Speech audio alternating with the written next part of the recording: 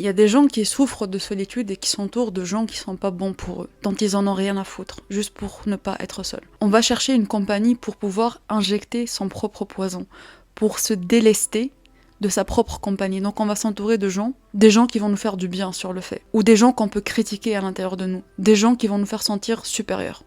C'est des relations qui sont là pour soulager des maux intérieurs, des maux de l'époque. On s'entoure de gens pas pour les bonnes raisons, pour combler des besoins très souvent inconscients et qui sont très souvent incompris. On peut jamais admettre publiquement qu'on a besoin d'amour, qu'on a besoin des autres, sinon on est vu comme faible.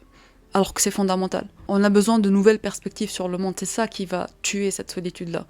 C'est l'ouverture au monde. On veut juste chasser, on veut juste que les gens restent inaccessibles pour qu'on se lasse pas d'eux. Donc les gens deviennent une source de divertissement pour nous. On veut pas avoir les gens pour avoir un lien. On veut avoir les gens pour nous soulager de la pesanteur de la solitude, pour apporter une touche de mystère, d'exotisme dans notre vie. Donc c'est pour ça que faire les bons choix, vivre sainement et la discipline, on en a marre à un moment donné parce que ça ne suffit pas pour qu'on soit complet et épanoui.